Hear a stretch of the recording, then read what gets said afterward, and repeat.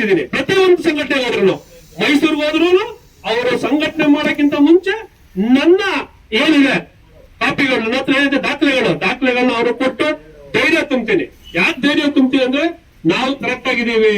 ಯಾವ ಅಧಿಕಾರಿನೂ 100% ಹೇಳ್ತೀನಿ, ಎದುರಿಸ್ತೇನೆ. ನನ್ನ ಮೇಲೆ ಎಷ್ಟೇ ಕೇಸನ್ನು ತಲೆ ಕೆಡಿಸ್ಕೊಳ್ಳಲ್ಲ. ಅಧಿಕಾರಿಗಳನ್ನ ನಾವು ಎದುರಿಸ್ಬೇಕು. ಫಸ್ಟ್ ಯಾವ ರೀತಿ ಎದುರಿಸ್ಬೇಕು ಅನ್ನೋದನ್ನ ಯೋಚನೆ ಮಾಡಬೇಕು. ನಾವು ಅವ್ರನ್ನ ಬಾರೋ ಇಲ್ಲಿ ಯಾಕೋ ಕೂತಿದ್ಯಾ ಅದೆಲ್ಲ ಎದುರಿಸೋದು ಕಾನೂನು ರೀತಿಯಲ್ಲಿ. ನಮ್ಮ ಮಾತು ಹೆಂಗಿರ್ಬೇಕು ಅಂದ್ರೆ ಅಧಿಕಾರಿಗಳು ವಾಪಸ್ ಉತ್ತರ ಕೊಡಕ್ ಆಗ್ಬಾರದು. ನೀನ್ ಯಾಕೆ ಕೂತಿದ್ಯಾ, ನಿಂದೆಲ್ಲಿ ID ಕಾರ್ಡು, ನಿಂದೆಲ್ಲಿ ಇದು ಡಿಸಿಗ್ನೇಷನ್ ಏನ್ ನಿಂದು, ಅದೆಲ್ಲ ಕೇಳೋದಲ್ಲ. ನಾವು ಮಾತಾಡೋ ಅಧಿಕಾರಿಗಳ ಹತ್ರ ಏನ್ ಮಾತಾಡ್ತೀವೋ ಆ ಮಾತಿಗೆ ಅವರು ಉತ್ತರ ಕೊಡಕ್ಕೆ ಎದುರ್ಬೇಕು. ಇವರು ಕೇಳಿದ್ರು ಸುಮಾರು ಜನನ್ನ ಇದ್ರಲ್ಲಿ ಹಾಕೊಂಡಿದೀನಿ ಅಂದ್ರು.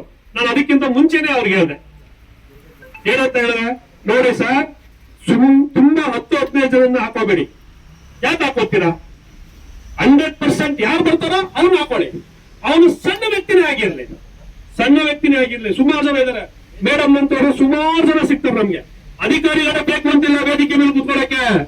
ಅಧಿಕಾರಿ ಅಲ್ಲದೆ ಇದ್ರು ಅವರು ರೆಕಗ್ನೈಸ್ ಮಾಡ್ಕೊಂಡು ಗುಚ್ಕೊಂಡಂತ ವ್ಯಕ್ತಿಗಳನ್ನ ಕರ್ಕೊಂಡು ವೇದಿಕೆ ಮೇಲೆ ಕೂರಿಸಿ ಧೈರ್ಯವಾಗಿ ಮಾತಾಡ್ತಾರೆ, ಧೈರ್ಯವಾಗಿ ನಮ್ಮ ಜೊತೆ ಇರ್ತಾರೆ. ಅದನ್ನ ನಾವು ಮಾಡ್ಬೇಕು.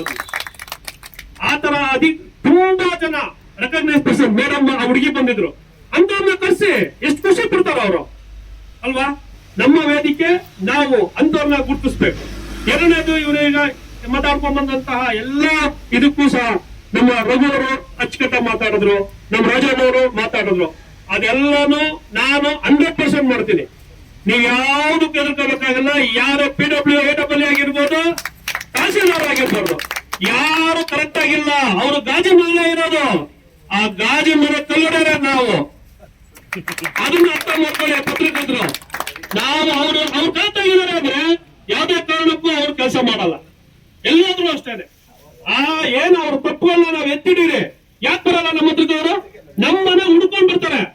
ನಮ್ಮನೆ ಹುಡ್ಕೊ ಬರಂಗ್ ನಾವು ಮಾಡ್ಬೇಕು ಅಂತ ಕೆಲಸ ಮಾಡಿ. ಸಂಘಟನೆ ಮಾಡಿದೀವಿ, ಸಂಘಟನೆ ಬಲನ ನೀವು ತೋರಿಸಿ.